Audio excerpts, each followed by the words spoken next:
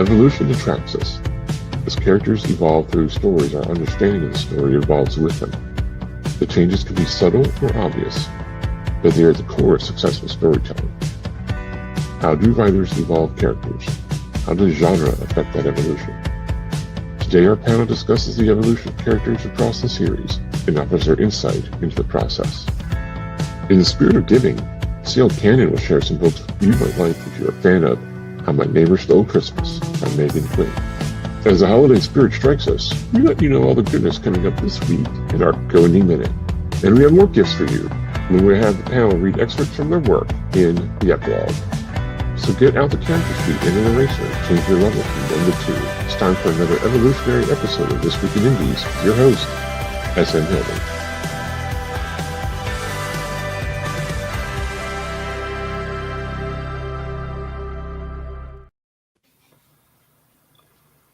Happy holidays, everyone. Today is the last week in Indies for 2025. Next weekend will be our 2025 wrap-up show.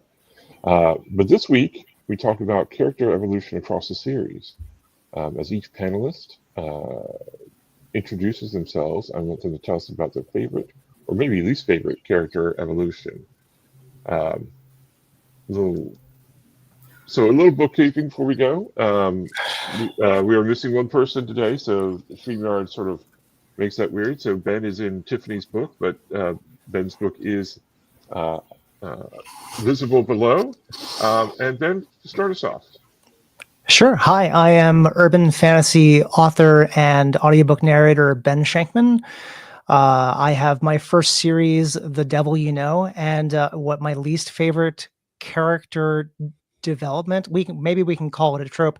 I really dislike it when people take strong characters and decide that they need to be really, really weak for no good reason in the middle of a series. Do you have an example of that you particularly loathe? I actually, I'm going to use a strong word. I despise the character evolution of the main character in The Poppy War by R.F. Kuang, because she's portrayed as being incredibly strong and yet continuously makes the dumbest possible mistakes. So yeah, that. Gotcha. Awesome. Excellent. Thank you so much. Thanks for being here today. Yeah. Bob, what about you? Yeah, so I'm Bob Magoo. I am best known as the author of the Jubal County Saga, which is a series of books about a redneck wizard with a crippling meth addiction.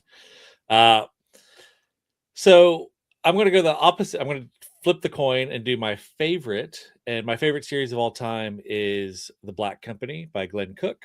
And kind of the arc of Croker over that series is one of my favorite depictions. He starts out very much, he starts out as an analyst, kind of this quasi officer of sorts, but not really. And then over the series, spoilers, he becomes like, he eventually becomes the captain and all these other roles, and actually shifts into, I'm not going to give the big spoiler away, but like where he winds up is in a wildly different place than where he started. And I think it was very well done.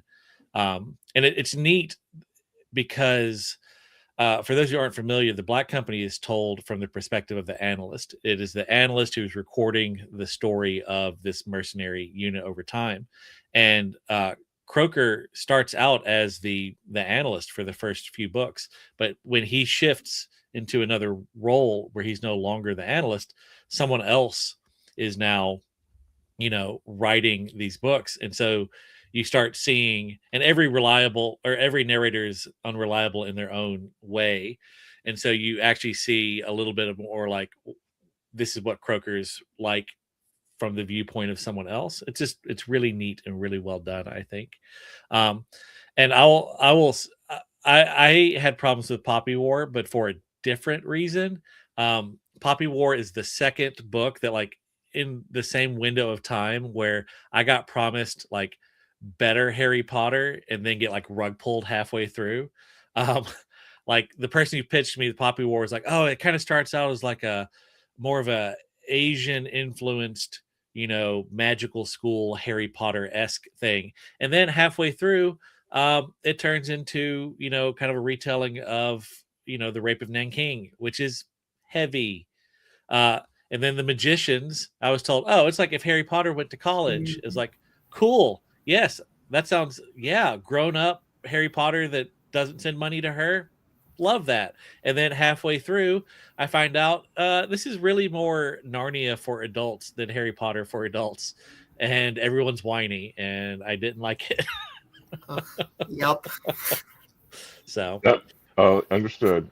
Yeah. And no, the Black Company, I love Croker. And it's interesting that not only does that character evolve, but the role of the analyst to the chronicler, right? That evolves as well. So it's kind of interesting. Yeah. And Black Company fans, we're about to be eating good. Glenn has finished like 3 more books in the series, and they're going to start coming out next year, I think. So awesome. Yeah. Awesome. Good news. Yeah. All right. Thank you. Thanks for being here, Bob. And SG Tosh. Hello, I'm SG Tosh. I'm an urban fantasy and contemporary fantasy author from Las Vegas. You've also seen me on Hit the Dice multiple times, where I play mostly with the Cryptid Capture Corps and other games. And I have so much in response to all of this already before I even get my own opinions in here about my least favorites. I've been told to read Black Company multiple times by multiple people. My husband has it. I haven't started it yet, but now that I know there's more books coming, I'm a series reader. So I'm gonna have to jump in on that. And then The Magicians, I literally have all 3 books right over there. But I've only made it through the first one because of everything you said. I just couldn't. Like, there's so many other books out there that are not full of whiny, I guess, 20-somethings that have amazing powers and just should be happy. But for me personally, I have 2. And the reason I have 2 is because one is a TV show and one is a book/TV show. And the TV show is the first TV show is the one that came up in my brain right away. And it was How I Met Your Mother. And it's the character of Robin, who turns into an absolute nightmare by the end of the season, just mean.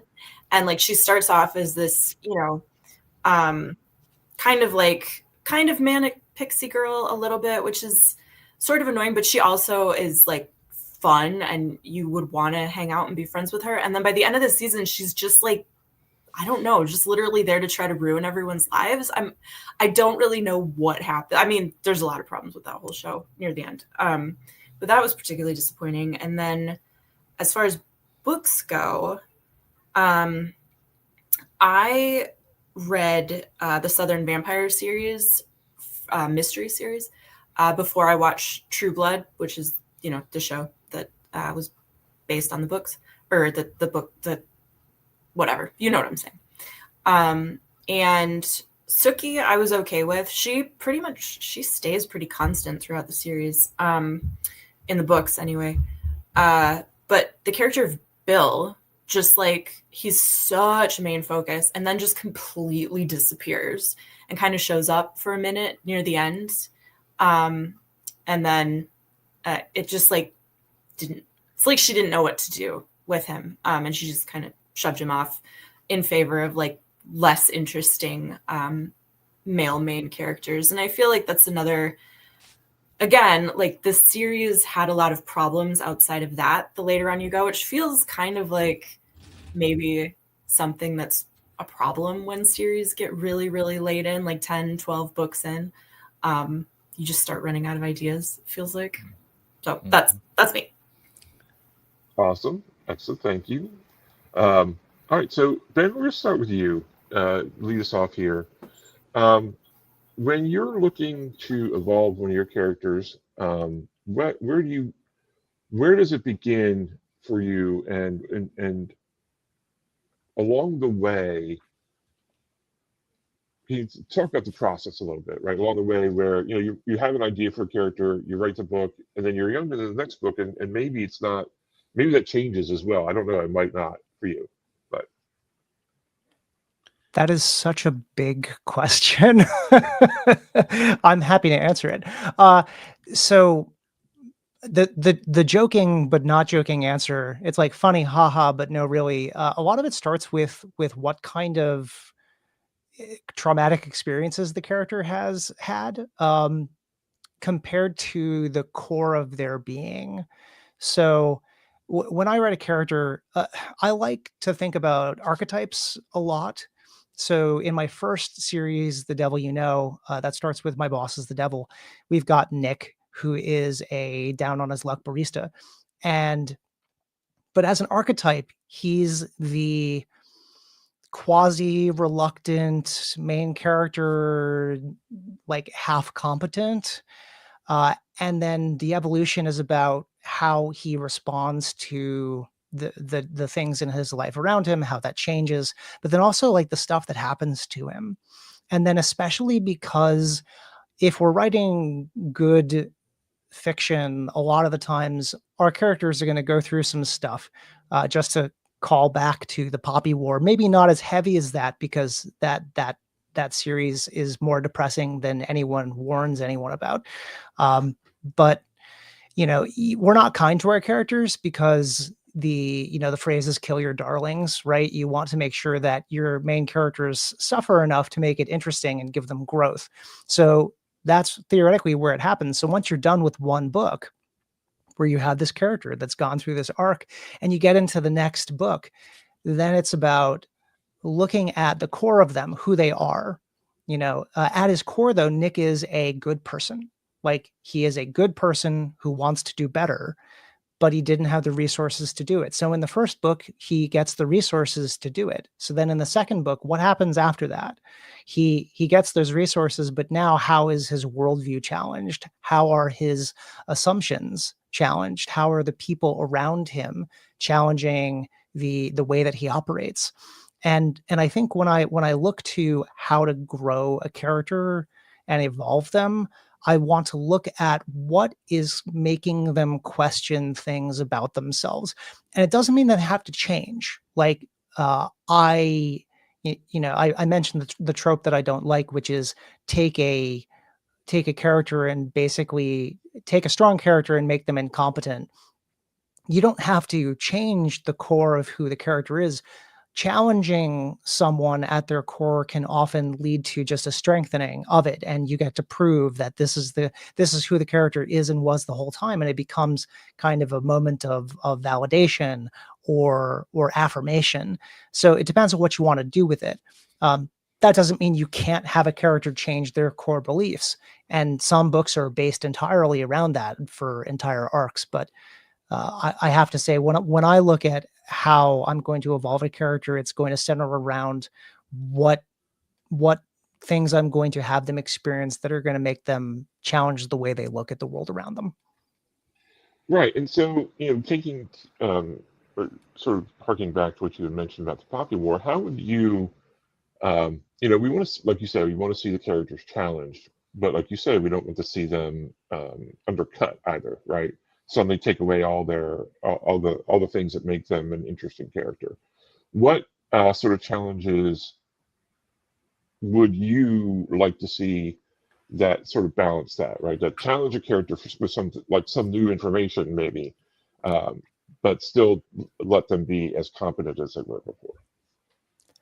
Yeah, I mean, I can talk a little bit about one of the. So I'm working on the second book in my new series, which is it's the Chronicles of Corbin Pierce, which is that book that the images of Let Sleeping Gods Lie. So the second book, so Corbin is basically an environmentalist that's really focused on indigenous spiritual flora and fauna and mythos and folklore. And that's really a strong part of him. And in the second book, I start talking about a concept that I introduced in the first book, which is the idea that it's kind of American Gods-esque without the being a horrible person, where the settlers brought their spirits with them. So the idea in Let Sleeping Gods Lie is that the European settlers brought the spiritual creatures with them, mostly unwillingly. They got dragged along for the ride. And Corbin is really kind of anti the, I think he refers to it at one point as the imports. And in the second book, I directly challenge that by introducing more depth to it. That is making Corbin challenge his own assumptions about these creatures and who they are, and the dignity that they have or deserve, compared to the way that he's just kind of treated them like an invasive species.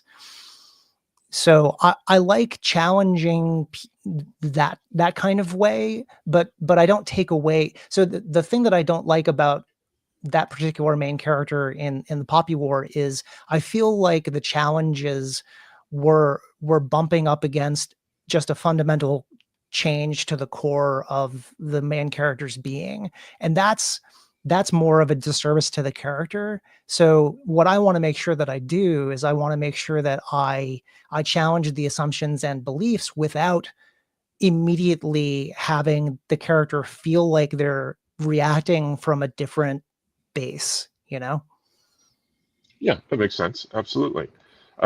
Thank you. Appreciate that. Bob, what about you? Taking a character from the start to their evolution. I know you have a character who has evolved over some books. So. Yeah. So I kind of took the easy route on this, is because I started with a character at rock bottom. They're as low as they can get. Really, you can only go up from there. Any sort of progression is basically just going to have to lead to some character growth. But so, kind of big picture, I think a lot of the big divide and like why genre fiction is so commonly like kind of dismissed by snooty folks is that genre fiction tends to be more plot focused than character focused, but I think especially when you get into urban fantasy, that kind of shifts. Like there is definitely a bit of plot, but because so much of urban fantasy is first person, and they do tend to be series focused, character is much more important, uh, a much more important element, I'd say. Like if doorstopper fantasy is 60% plot, 40% character, it's the inverse for urban fantasy. And so I sat down to the whole point of my series is character growth. I mean, that's it's called The Redemption of Howard Marsh. It's the name, it does what it says on the tin. The whole point of this series is Howard starts at rock bottom, drug addict, homeless, no job, really very few friends and family. Everyone's kind of turned their back on him. He's very much other in the community. And by the end of the series, which obviously I'm not there yet, he will have fixed that to a large degree. But memories are long in the South. He'll never not be other in the broader community, but he can at least will have fixed the relationships that matter to him, and more importantly, fixed himself, as it were. But when I was first starting out with this, before I realized just how much of a pantser I am, I had really kind of in depth mapped out the series, and one of the elements that I had on there, so it was like, this was kind of the big picture of like, okay, this book, this is kind of the main mythological element he's encountering. This is the major character I need to I want to introduce. But then one of the elements I tracked on all these was like, what is something in this book that shows that he is on the road to improvement? And it was kind of tracked in two ways. One is like, what is something that he learns like magically to get better at that side? But then also is like, what is something that shows that he is becoming a better person? And I had mapped that out for a number of books, and then sat down to write them, and discovered a lot of books along the way. So I kind of that file still exists. I do go look at it occasionally to make sure I'm still hitting some of these things that I had set out to do. But at this point, it's I know the direction, I know where I need to be in every book. I just make a point to make sure I'm including elements that show that he is on the road to redemption, so that when I reach the end, it will feel real and earned, not just, oh well, you know what, time jump 7 years later, he's clean. Because people would be real upset at that, I think. So Yeah, I think people, it's the kind of series you want to go along for the journey. You don't want to just jump to the end and like, oh, okay, great, redemption, yay. yeah. Talk a little bit about too the how his environment evolves around him, or the other characters evolve around Howard Marsh. So this is something that I never talk about. I only talk about it on shows like this. But a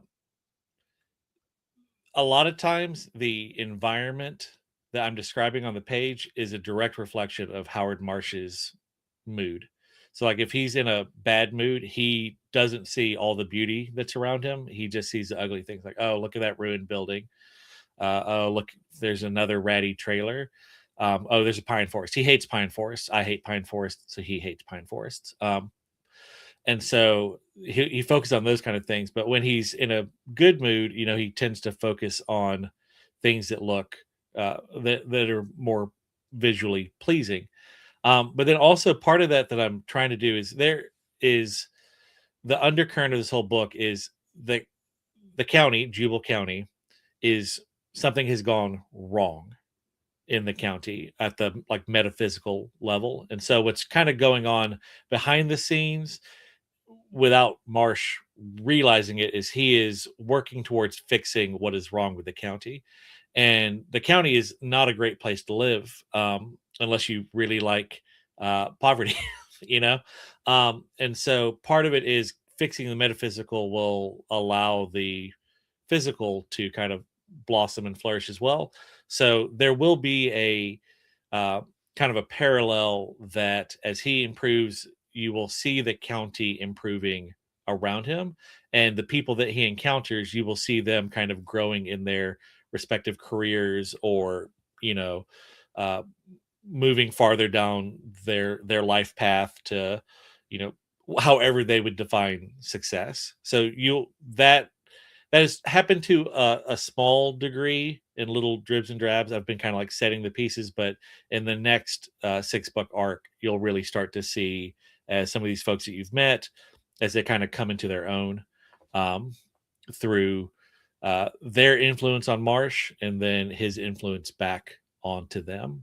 So cool, awesome, excellent. Thank you so much. You heard it here first, folks. There'll be a data center in Jubal County at some point. You say that they are building a huge data center in one county north of the county that Jubal County is based on, and it's actually on the southern part of that county. So it's, if it was 20 miles south, it would be in Jubal County. Oh, so. All right, yeah, you heard it here first, people. Thanks, Bob. Yep. SG, what about you? Yeah, so going last, I've been sitting here thinking about this, and so I've had a little bit more time to kind of evaluate my process, such as it is. I'm also a pantser, so a lot of times the character development starts with like where they begin, who they are at the beginning, which is I usually get my character idea as the first thing that comes to me, my main character and maybe like the secondary hero. And then I know where they're going to end, and everything else is kind of, I have to sort of write through it. So it's a lot of sort of organic finding their development. But what I'm sort of realizing as I sit here thinking about, the 2 series I've written, Dead Mall, which stars the main character is a 16-year-old girl and her best friend, and then her bosses eventually. And then Death by Misadventure, which is a woman in her 30s. And then the new book, which stars a Greek monster, female monster.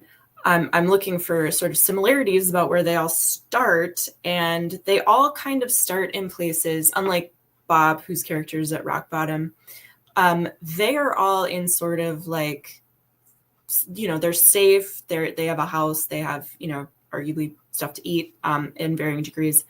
And they're fine. Like they think they're fine at the beginning, and whether or not the audience agrees with that, is, probably up for some debate depending on how you're reading the book. But then usually something happens, every time something happens, either mystical or unfortunate or both, that quickly throws them out of their status quo, and then they have to deal with it. So it's pretty straightforward. Like, that's a pretty basic inciting incident and like kicking off a story, but it works for a reason. So that's where I start. And then as far as like making sure they develop in a way that feels normal, a lot of it happens for me in the editing process, because I will, like right now I'm working on first in series, and I'm already seeing like, this feels too easy. She's got this too easy. Things are happening that, she's not really having to earn what's going on right now. So it's a question of, I just did a presentation on using tabletop role-playing game mechanics on writing books. So to put it in those terms, you have to make sure that like the challenge rating gets higher as the story goes on, and as they grow, as they level up. And I think that's probably part of what my colleagues here are getting at, is like, if your character is leveling down as the story goes on, that feels really bad. Like, you don't want to knock your character down levels unless there's a really good reason, unless something really bad happens and they are kind of stripped of it. But if it's just happening because you can't figure out how to raise the challenge rating, that feels lame, and you gotta work a little harder on that. Do you feel like, and to kind of talk a little bit about, in gaming terms again, do you feel like the characters need a quote unquote boss battle at the end of every book to evolve, to level up, or is it possible to level up without that kind of thing? I think the safe answer there is yes. You do need a boss battle at the end of every episode or every book or every installment. Mostly because I think, in my genre, in urban fantasy, I think people expect it. You need something to kind of capstone the like pinnacle of their success, and to really drive home like, yes, you are different now. I think if you're taking a more like subdued or literary approach, those boss battles don't need to be epic scale, but it should feel epic scale to the character, even if it's, an argument with their mom, if that makes sense, like in the narrative, and that's your big boss battle, and that's a big deal to your character, then I think that's fine. But yeah, I guess I'll say it that way, is it doesn't have to be like an apocalyptic level boss battle, but it should feel big to your character. Awesome. Thank you. Actually, let's go ahead and see some of our comments from the people who are here. As always, from GoAndy now, send a star to your hosts and producers, know how much you appreciate us. At the end of the season, we will be giving out a gift card. One lucky winner will get $25 Amazon gift, $25 to Bandcamp gift card, go to the best indie music, or $25 drive-through gift card to the best in indie gaming. A GoAndy Now t-shirt or mug, and a selection of ebooks from our guests and hosts. Some of our comments, AF saying hi. Hi, AF, how you doing? Bob breaking the fourth wall, thank you, because JD's not here. Someone's got to pick up the slack. Yeah. AF Stewart is with Bang, hates when characters do stupid things for no good reason. Yep. Agreed. Alias Saloro, hello. Renly Engel, hello, hi. Jorge Casillas, 68. Ooh, I got it. Okay. And then Sunny kicking back to Jorge. Yep. I bet it made sense in context. Yeah. Oh, she is. She knows. And AF again, don't get me started on How I Met Your Mother, especially the finale, as I understand. I didn't really watch the show, so Bob is likes having stuff to eat, sure, for sure. and too much perhaps. Well, I mean, Yeah, we'll see. So SG, I want to start with you this time. Yeah. Genre, we brought up genre a couple times, but how do genre touchstones affect character evolution? I'm like the wrong person to ask about this because I'm a pantser. To me, they play a role in sort of the final iteration of the book because of reader expectation. Like I said, they're expecting to see a big final boss battle in most genres, and certainly in urban fantasy. They're and just all I can do is go on my genre. So they're expecting that kind of stuff. They're expecting sort of the depending on the story, depending on a lot of cases, they might be expecting like the third act reversal, the second act reversal, where your character like suffers a defeat and dark night of the soul kind of stuff. Again, that's pretty generic for a lot of genres, but for me, all of that stuff comes in way later. It comes in after I've done it's after the first draft. It's after the first round of editing, which is pretty much like just writing the book because the first draft is such a mess. And then I do a second round of editing to kind of make sure about that character development. And then I'll look at sort of those genre beats and things like that. So for me, the evolution happens between the draft and the first round of revision. That's where I really can kind of see how the character is going to be moving through this series or through this book. And so, it plays a role, but it doesn't play a role in the actual initial development part of what the character is going through. Gotcha. Thank you. Bob, what about you? So, how does genre play into it for you?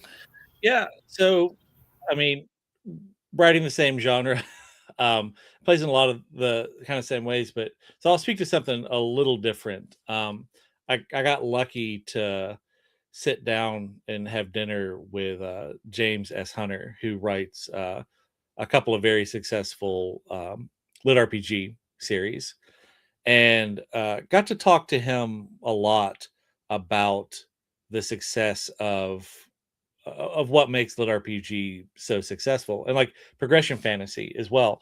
Like those are the two genres that have grown the most outside of romantasy, I guess you could say. Like and like by a large margin, like they're both intensely popular subgenres of fantasy these days. And in that, the whole point is I mean, the major difference is lit RPG, you see the numbers go up. And in progression fantasy, you don't see the numbers, but the numbers are getting bigger all the time, essentially. And the whole point of these series is that these characters are progressing in their ability. They may not necessarily be progressing as moving from bad person to better person or anything like that. But the primary focus is they are growing more successful in whatever game or magical system that they've found themselves in. And for that, and I think the rate at which those genres have exploded, both in just like number but also quality, like the quality has definitely improved over the past few years, kind of speaks to the fact that there's just something in humans that we love seeing progression. And for a certain type of reader, there are a lot of folks that don't read genre fiction because they really care all about like more literary type character development, and it just doesn't appeal. They care less about plot. The book could be about nothing as long as the character shows internal growth or whatever. And then a lot of folks like me, I am all plot all the time. Like I don't care if like when I'm reading, I don't really care about the characters. I just want to know how the story goes. If the character grows along the way, cool. That's a nice to have, not a need to have. I'm all plot. But for a lot of people, it is just that character growth is what interests them the most. And so people have discovered how to write to cater to that itch, and it clearly it's working very well, very well. A lot of folks getting quite wealthy from out of nowhere doing this, and I love it for them. I wish that was the genre I wrote, but got to be me. So but yeah, I mean, there is absolutely the tropes and expectations of genre absolutely influence the type of character growth you're going to have if you want to hit reader expectations. And I mean, if you're a good enough writer, you can ignore all tropes, ignore all expectations. You can get away with anything. But most folks are not that good of a writer. So writing to at least some of the tropes so that people coming into it aren't disappointed, is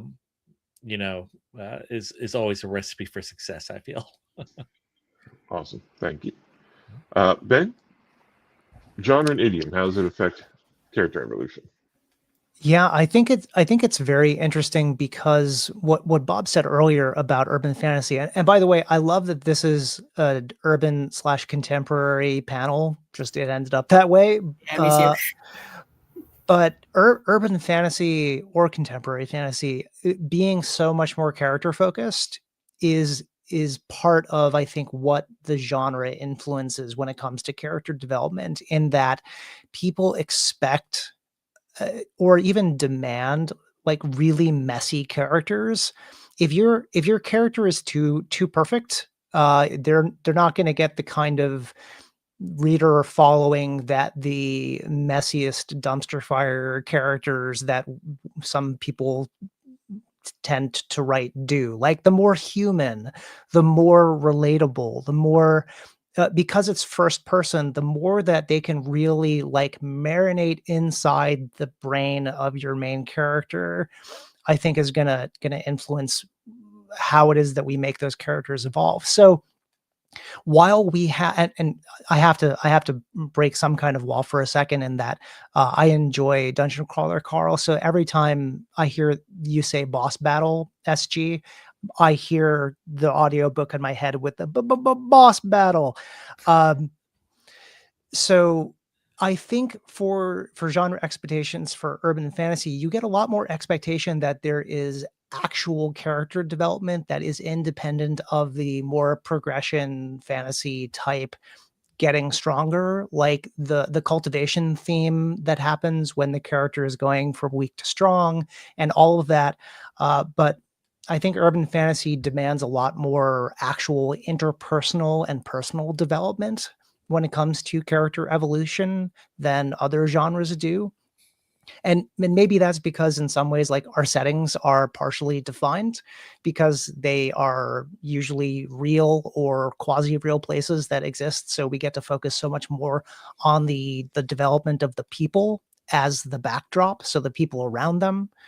But also, I love the fact that urban fantasy often tells very human stories, and we, in the genre, are allowed to take a messy character and make them better, different, evolved, unevolved, and the readers get to see how that goes. So I really think, like, the more, because urban fantasy is also one of my favorite genres to read, not just write. And if I find character behavior and evolution to be just extremely unrealistic, I am less likely to enjoy the book from a genre perspective. So yeah, I think that's probably sums it up for me. Excellent. Awesome. Thank you so much. We are going to take a quick break now for Sean to be the worst producer possible while also being a middling host. Oh, here we go. And it's time for our Indie Connection, where CL Cannon will share some books you might like. if you are a fan of How My Neighbor Stole Christmas by Meghan Quinn.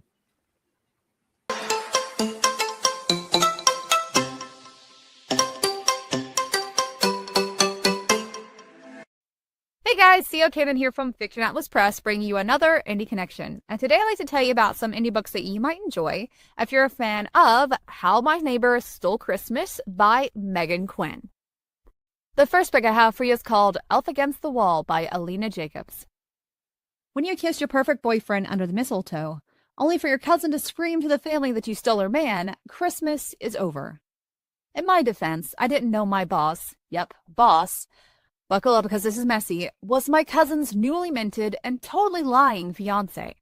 I thought he was the nutcracker prince come to finally show my family that I, too, was worthy of putting the star atop the Christmas tree. I was so wrong. Now my entire family thinks I'm a ho-ho-ho. I'm at the top of the naughty list, not in a fun, elf-on-the-shelf way, but rather in a snide comments at brunch and sitting at the kids' table kind of way. I have to clear my name, or Christmas is ruined again. What better way than to blackmail my family's #1 sworn enemy? Anderson Winter is this desperate elf's last hope. 6'5", ethically challenged, white washboard abs, and a death wish. Anderson is the perfect weapon to expose my ex and help me get back in my family's good graces. That is, until the weapon massively backfires. And no, not like that. Anderson goes full Nightmare Before Christmas and shows up at my family's annual holiday party and nothing but tattoos and a motorcycle helmet and tells everyone we're dating.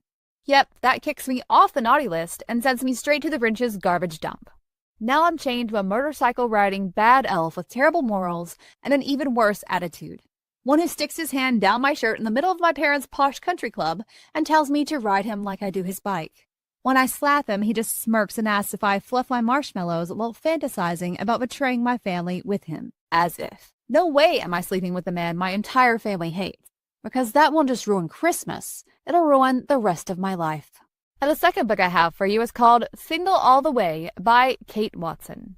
When a secret billionaire and his obnoxiously pretty upstairs neighbor get stuck together on an elevator, their sparks could light a Christmas tree. Juliet. I go through crushes faster than a kid goes through presents on Christmas morning. But when I crash into my annoyingly hot nemesis and we get stuck in the elevator during a blackout, the last thing I expect is to develop feelings for him. Nate Cruz is opinionated, a stickler for justice, talks with his hands, and is the space heater keeping me safe while we're stuck on this freezing metal box. He's also the first person to ever push past my defense mechanisms and see me as more than the girl who messes up everything that my family sees. And when the blackout ends and we're back in the real world, he's the first person to ever stand up to my family for me. Now that I've fallen for Nate, I'm determined not to mess things up with him, and I know exactly how. We'll fake date to get through the holidays, because a fake relationship can't leave me brokenhearted on Christmas, right? Nate. Juliet Ship is the loudest, most obnoxiously pretty upstairs neighbor in the world. But after 6 hours on an elevator with her, I'm fighting feelings deeper than I'm willing to admit. And after the power's restored and she manages to drag me to my apartment and give me my insulin shots, I'm all in. When Jules suggests I come to her identical twin's wedding as her fake date, I agree, but only if she comes to my ultra-ambitious parents' holiday party as my real one. Because I know the truth she's too scared to admit. She isn't faking. And I'll do everything I can to help her realize it. All I want for Christmas is Jules. The third book I have for you is called Christmas in Spite of You by K.C. Mills.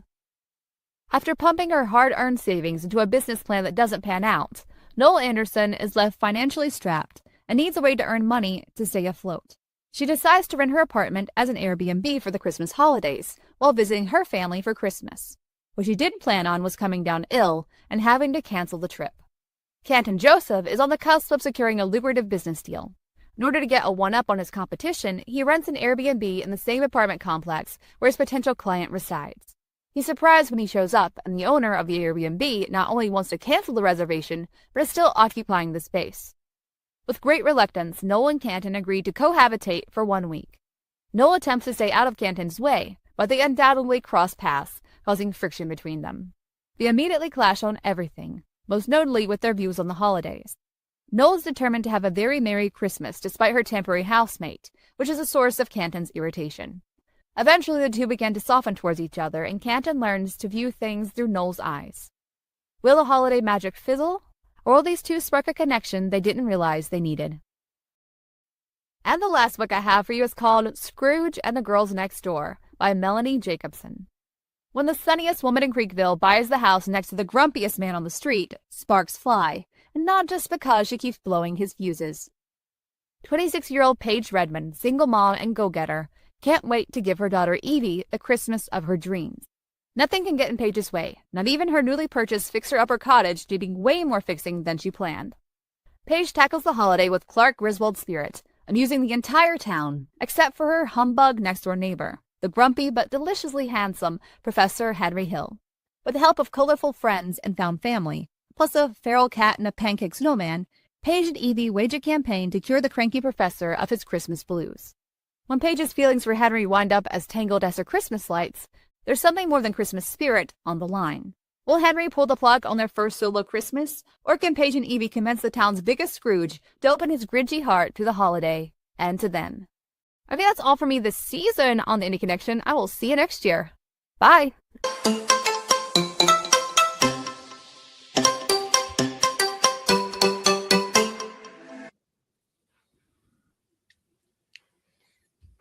Absolutely. CL Cannon, thank you. Happy holidays, CL, and thank you for always giving us those great indie connections. And I'm going to quickly shout out a friend of Go Indie Now, Rosie Potter. She just signed a book deal for her Christmas romance book to come out. So that just got announced in like Publishers Weekly this week, in fact. So Cool. excited for her. Yay. So Awesome. That's excellent. Oh, we love to hear that. Mhm. The other thing I wanted to talk about, again, we always talk about, sorry, let me poke my eye out. We always talk about advice for the new writer. And I want to talk a little bit about pacing. How, when we think of evolution, fast, slow, just right, what is the Goldilocks zone for pacing, in your opinion, right, for you as a writer? And anybody can grab that. I'll start. I have a good tip that I got from Michael J. Sullivan. He teaches a lot of not Michael J. Sullivan. Michael Stackpole. Michael Stackpole. He teaches a lot of writers' workshops at DragonCon, and when I was getting started, I went to a lot of them. And one of them that he teaches is how to write a series. And a great tip that he gave that I've really taken to heart is you need to, at some point, you need to have what he called an away game. And that is where in a trilogy, not as important. But like if you're doing a, 6, 10, 12, 18 book series, you're going to be with this character so much for so long in the same places that you need to have he recommended like every third or fourth book, you send them outside of their comfort zone, which typically means send them to like another city, other state, something like that.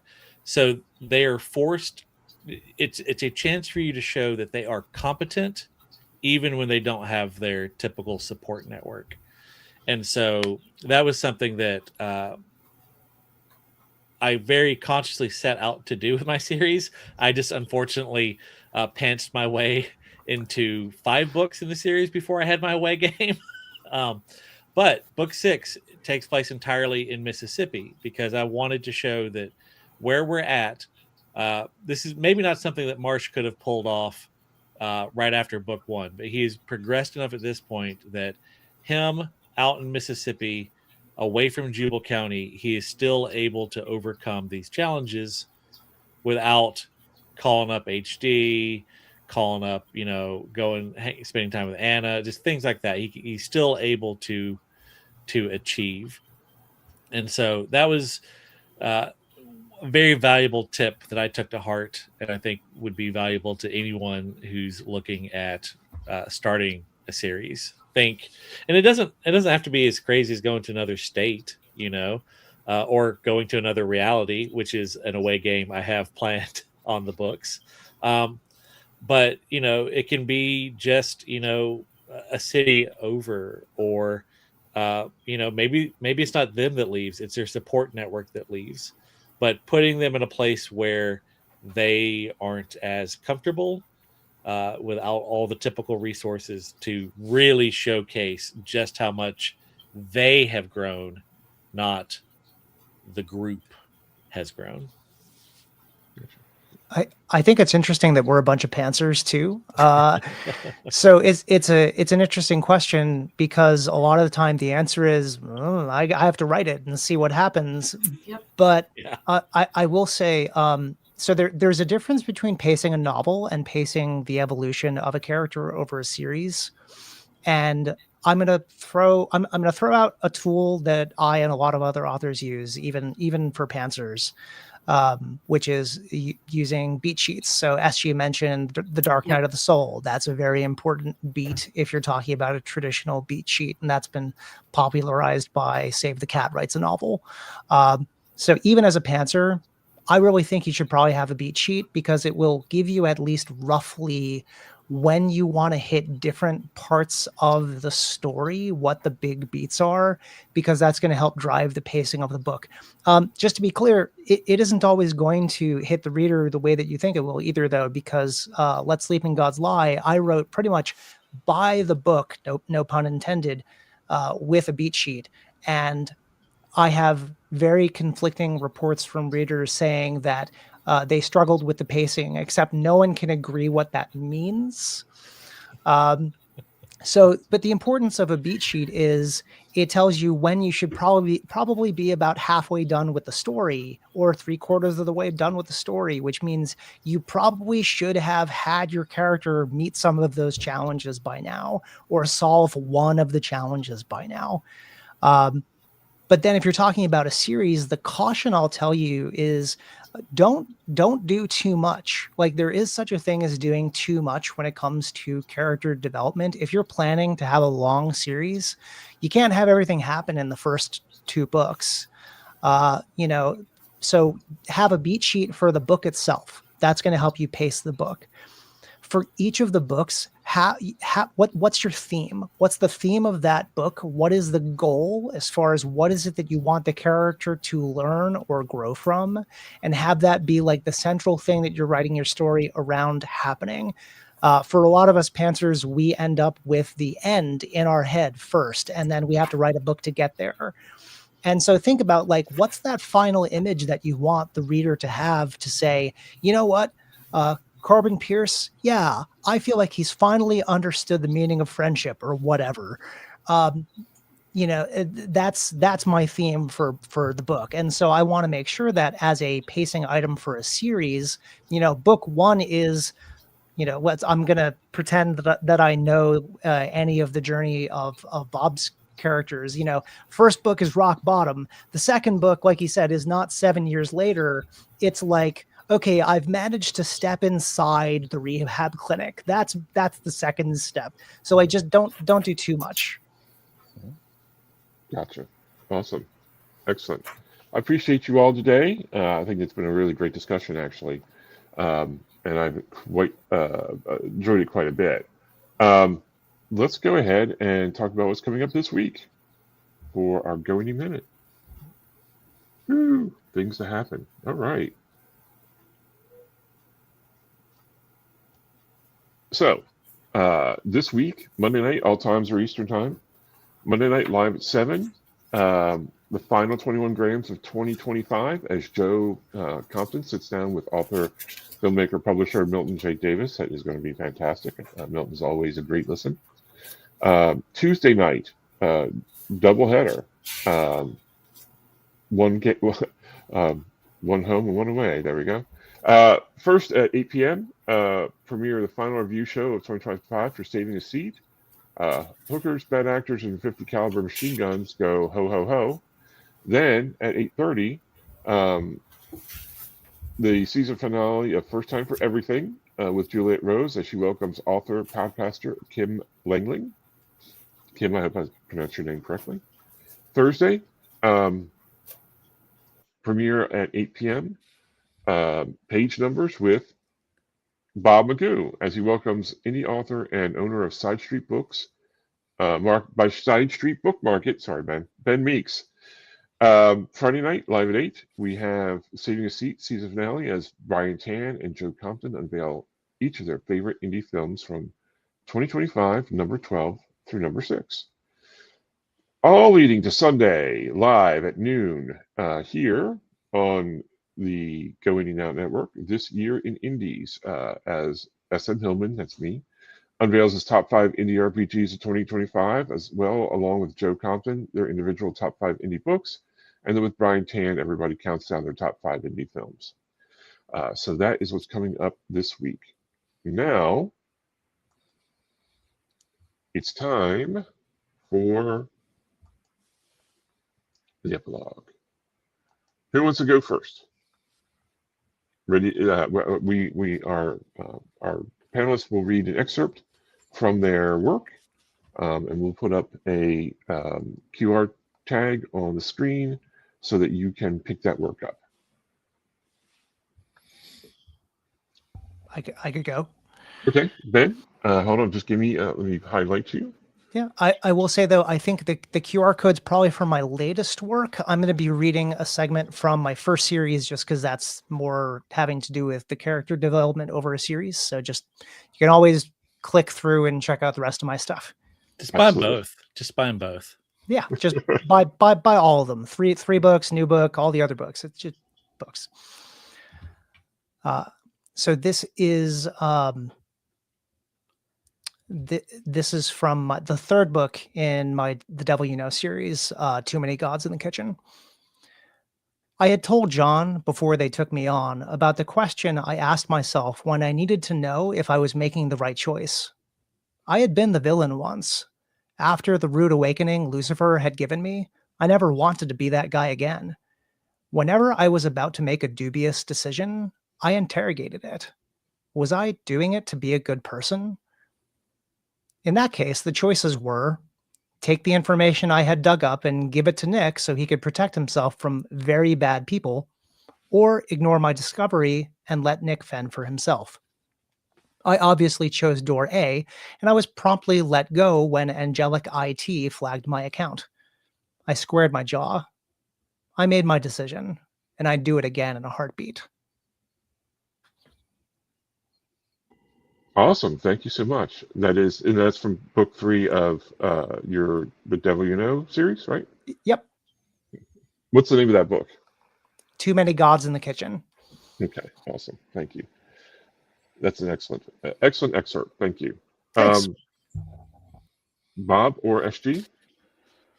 I can go. I'm ready. Last time I was on here, totally wasn't ready and didn't do it. So This time I'm ready. Ha! Right. So this is from book 6 of my Jubal County saga. This is that away game I was talking about to kind of set the scene. They have picked up, Howard and his cousin have picked up a crossroads demon as a hitchhiker by mistake. And they are now at a diner. And Howard has been telling a story to this crossroads demon because basically the demon's like, if you can keep me interested, I won't steal your soul. So he's been telling a story from his past to try and keep the demon at bay. All right. So he has just spent a couple paragraphs obsessing over pie. But after thinking on it, I reckoned it was because of telling this story like I had been. I'd come to realize something. I ain't of no account, not really. But back then, back when all that shit was going on with the knocking, I was a real shit back then. The kind of person that current me wouldn't have wanted to spend no time with, which could have made me ashamed at what a bad person I'd been. But as I thought on it, I realized I was feeling good because while I wasn't anywhere near a stand-up guy now, I was a damn sight better than I was back then. And that made me feel good. It can be hard to see how far you've come without something to measure it against. I'd been doing a good job lately of trying to forget my worst deeds, so I needed something like this to cause me to put it all in perspective. There was no getting around it. Anne had been damn good for me. She was, just by being her amazing self, dragging me slowly upwards. Not so much as you'd notice it in the course of a week or a month, but I was consistently improving from who I'd been before I met her. It was enough to bring a tear to my eye if I hadn't been so pie happy at the moment. So yeah. Took him 6 books, but he realized, oh, hey, Maybe I'm not a huge piece of shit. Nice. Very nice. Awesome. Thank you. Yeah, that's another great episode. Thank you for sharing that with us. SG, you ready? Yeah, mine's a little bit longer. Sorry. So That's speaking okay. of away games, this is from the final book in the series. And as the final book, I did something a little different where I took a dual perspective. So at the beginning of the series, the main character is a woman who is, she's accused of a murder that she didn't commit. And she is hooked up with this really fastidious, brusque, stern inquisitor is what he's called. And they eventually develop this relationship. She learns to be less worried, less about control, be less alone. And he has a total change. And then this is going to be spoilers. At the end of the third book, they are pulled apart for various reasons. She's literally like kidnapped away from him. And the beginning of the fourth book picks up in his head for the first time in the series, right where that left off. So this is a little bit into that scene. I spring into action, my limbs humming with eagerness now that there's a task to complete. My clothes are in a pile on the floor. I grab them and throw them on. Phone is on the bedside table, that goes in my pocket. Glasses and wallet the same. We never unpack, so I spend no time fussing with the suitcases. Lucky, I suppose. With my effects squared away, my attention turns to the other clothes scattered across the floor. Leggings, t-shirt. All black, all threadbare, well lived in. Soft, so goddamn soft. They ripped her out of bed, out of my arms, naked and terrified. She tried to hide it with a joke. She always does. But she couldn't fool me. What are they doing to her? I snap my teeth so hard my fillings rattle. That train of thought won't help anything, and neither will letting her goddamn clothes undo me. Handling them with caution worthy of a landmine, I extract her phone from her pants pocket and tuck it into my own. Then I stoop to retrieve the other things remaining on the floor. The red chains and articulated bones of my inquisitor's collar shimmer in the fading light. It will deaden the pain, sharpen my wavering focus, and remove inconvenient distractions like empathy and fear. But once I do it, I will lose part of her. Every memory I have will become dull and distant, like I'm watching it on a screen from the back of a theater. I hate it every time it happens, and now that I've actually lost her, the AC kicks on, bringing a scent so familiar it almost knocks me to the ground. It's tilled soil and rose petals and a salty sweetness that's like nothing else I can think of. Nothing but her. Her smell. Her taste. Gone. I don't waste another second before stabbing the collar pins through the lapels of my jacket. The weight of the sigil's protection sinks into my chest. My breathing eases. My heart slows. The scent withers, then disappears. I love her. So much more than I ever thought possible. But right now she needs me strong. She needs me uncaring, unfeeling, ready to do what must be done.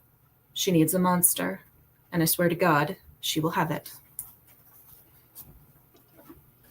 Awesome. Powerful stuff. Three great excerpts today. I really appreciate you guys bringing that.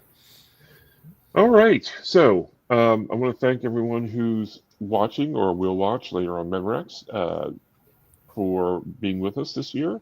2025, I think, we've had a lot of great shows, but 2025, I think, sees us stepping up our game. I want to thank all the panelists today. And even the couple who couldn't make it for various reasons. I know they wanted to be here. So, hopefully Tiffany and Lily have great Sundays as well. But no, Ben, Bob, SG, thank you both, or thank you all three for being here. It's been great. Thanks for everybody who's joining us for your comments.